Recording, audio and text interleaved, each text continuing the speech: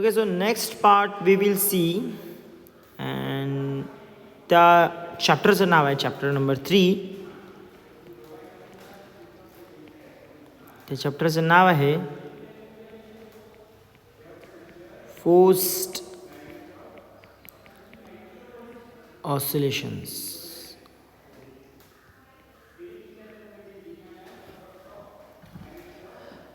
तर मी छोट्याशा गोष्टी थोड्याशा रिवाइज करतो.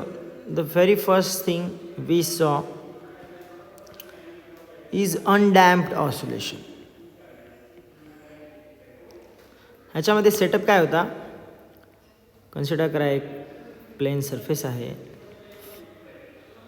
त्याच्यावर एक आपण स्प्रिंग बॉब लावलेला आहे हॅविंग मास यम,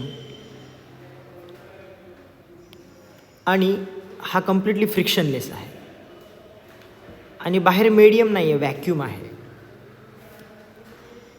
तर हा ऑसिलेशन एकदा त्याच्यामध्ये सेट झाले तर या ठिकाणी फक्त एकच फोर्स काम करतो, and that force is this restoring force, जो त्या स्प्रिंगच्या क्वालिटीमुळे, त्याच्या प्रॉपर्टीमुळे तयार झालेला आहे. आणि हा कायमस्वरूपी असाच ऑसिलेशन करत राहील for infinite period of time. त्याचा ॲम्प्लिट्यूड कमी होणार नाही. आणि याचं इक्वेशन आपण सांगितलं होतं, differential equation M d2x by dt square plus kx is equals to 0. Second part आपण कोणता पाहिला होता, जो आपला दुसरा चॅप्टर होता, दिस इज डॅम्प्ड ऑसिलेशन.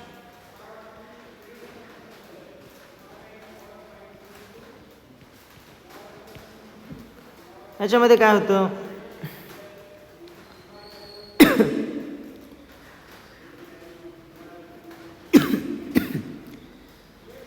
एक प्लेन सरफेस आहे, त्याच्यावर आपण एक स्प्रिंग ठेवलेली आहे, त्याचं मास m आहे. पण या ठिकाणी अजून एक ॲडिशनल गोष्ट आपण टाकलेली आहे, अँड दॅट इज या ठिकाणी फ्रिक्शन करणारा एक मीडियम आहे, जो बॉबला फ्रिक्शन करेल, ह्या मासला फ्रिक्शन करेल. तर या ठिकाणी दोन फोर्सेस एकमेकाच्या विरुद्ध काम करतात. स्प्रिंगमुळे तयार झालेला जो ऑसिलेशन सेट करतो, दॅट इज रिस्टोरिंग फोर्स, आणि जो ऑसिलेशनला कमी करण्याचा प्रयत्न करतो, ॲम्प्लिट्यूडला नेहमी कमी करतो, होणाऱ्या ऑसिलेशन्सचा विरोध करतो, that is resistive force.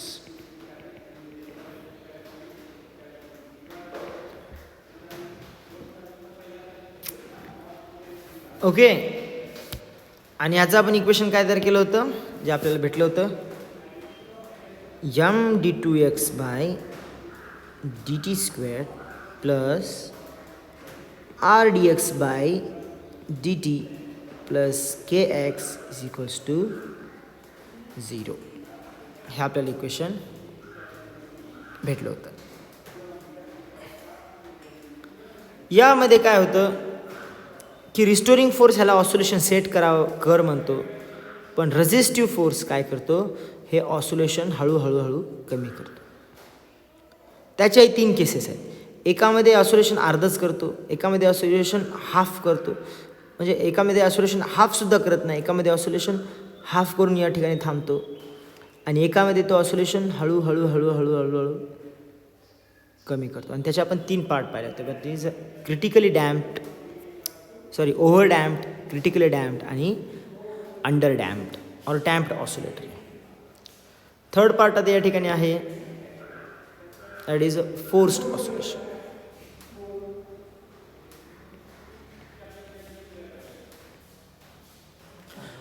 Forced oscillation काय असतं,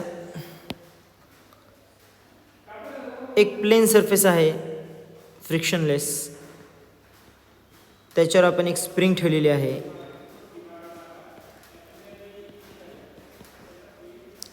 आणि यम एवढं मासचा तो बॉब आहे, स्प्रिंग आहे.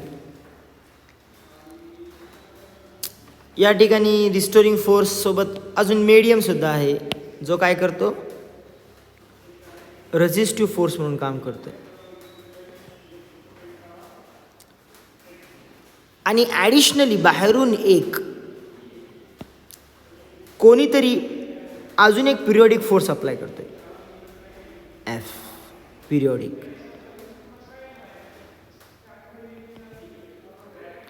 या ठिकाणी 3 फोर्सेस आहेत जे या बॉबवर ॲक्ट होतात. The very first one is a restoring, जो काय म्हणतोय ऑस्युलेशन्स राहू द्या. दुसरा रेझिस्टिव्ह फोर्स, हा जो मीडियम अप्लाय करतो तो काय म्हणतोय ऑस्युलेशन कमी कमी होऊ द्या.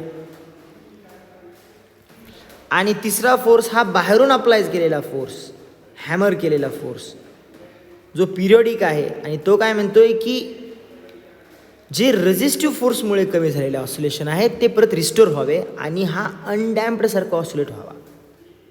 काय म्हणालो मी, रिस्टोरिंग फोर्स आणि रेझिस्टिव्ह फोर्स ह्या दोघांमधल्या एकमेकावर होणाऱ्या परिणामामुळे जे ऑस्युलेशन कमी होत आहेत ते ऑस्युलेशन, ती ॲम्प्लिट्यूड सारखी राहावी म्हणून अप्लाय केलेला पिरियॉडिक फोर्स या ठिकाणी असतो. So there are 3 forces. One is a restoring force, the second one is a resistive force, and third one is a periodic force. आणि आपण याचा आता काही उदाहरणं घेऊ आणि याचा आपण आता पाहू.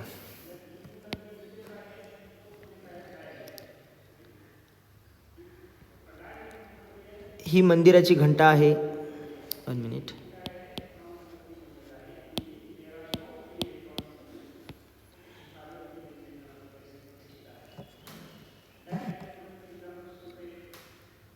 कन्सिडर करा ही मंदिराची घंटा आहे आणि आतमध्ये बेल आहे. ओके, तर हा फोर्स्ड ऑस्युलेशनचा प्रकार आहे. का बरं, नीट जर तुम्ही जर पाहिलं तर बाहेर हवा आहे, मीडियम आहे, तो काय करतोय ऑस्युलेशन्स कमी करण्याचा प्रयत्न करतोय. बाहेर हवा आहे, हवा काय करते ऑस्युलेशन कमी करण्याचा प्रयत्न करते. आणि जे ऑस्युलेशन्स आहेत, हा तुमचा हात, हा कंटिन्युअसली यामधल्या हॅमरला पिरियॉडिकली याच्यावर आपटतो. आपण नाही का आदळत पिरियॉडिकली.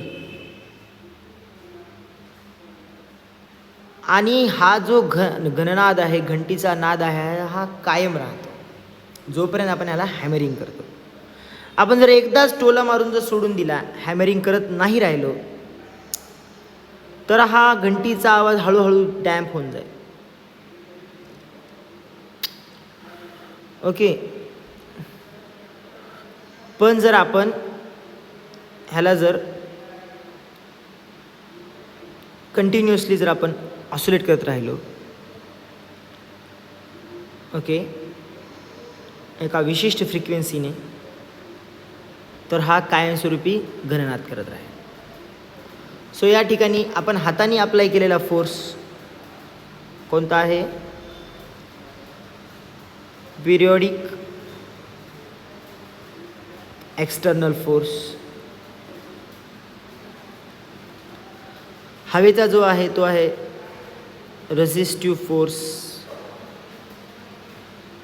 आणि जो आपण सुरुवातीला ह्याच्यामध्ये जे ऑस्युलेशन्स होत आहेत ह्या मेटलमुळे, मेटलच्या इलास्टिसिटीमुळे, and that is restoring force. जेवढी एनर्जी डिसिपिएट होतीये, कमी होतीये, तेवढी एनर्जी परत गेन करता येते. तर आपण याचं इक्वेशन कसं लिहिणार,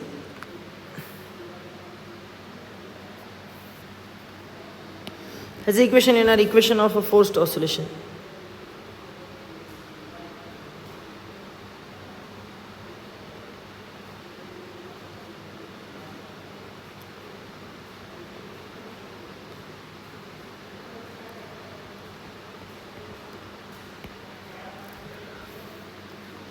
तर या ठिकाणामध्ये 3 फोर्सेस अप्लाय होतात. बॉबवर किती फोर्सेस अप्लाय होतात? 3. The very first one is a restoring force.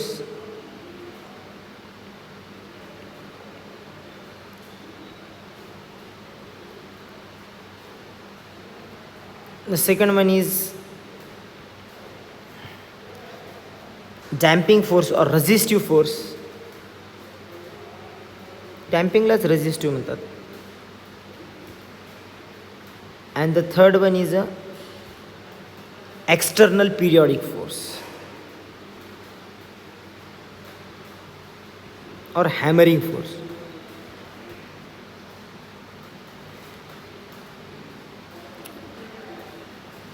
Restoring force कसा आपण दाखवतो? Is equals to minus k x. Damping force आपण दाखवतो minus r d x by d t. आणि एक्सटर्नल पिरियॉडिक फोर्स आपण दाखवतो एफ नॉट. एका विशिष्ट फ्रिक्वेन्सीने आपण देतोय. सॉरी, ही त्याची ॲम्प्लिट्यूड आहे एफ नॉट आणि एका विशिष्ट फ्रिक्वेन्सीने दिल्यामुळे या ठिकाणी साईनचा ग्राफ होतो, sine q t. So the total force applied on the bob oscillator is given by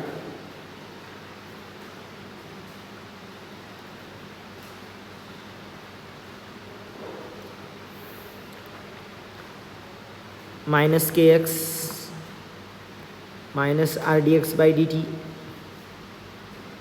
आणि प्लस आहे बरं का, plus F not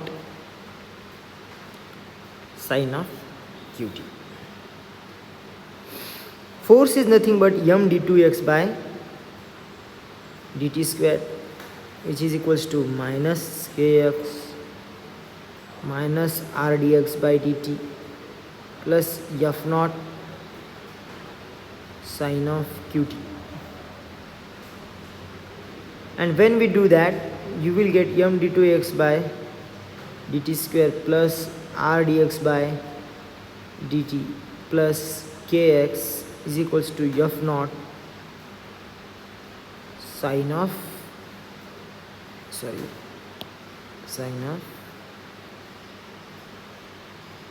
qt. So this is how it works. This is the differential equation of a forced oscillation. This is ordinary differential equation of forced oscillation.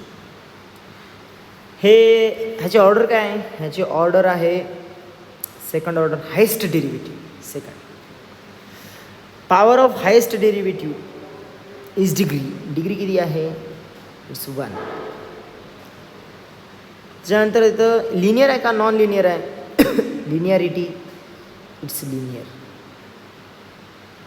Yes, it's linear. Homogeneity, homogeneous है का non homogeneous है? Non homogeneous.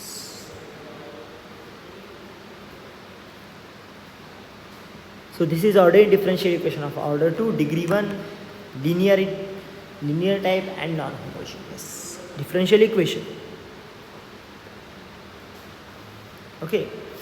आता हे non homogeneous differential equation solve करण्याच्या काही पद्धती आहेत.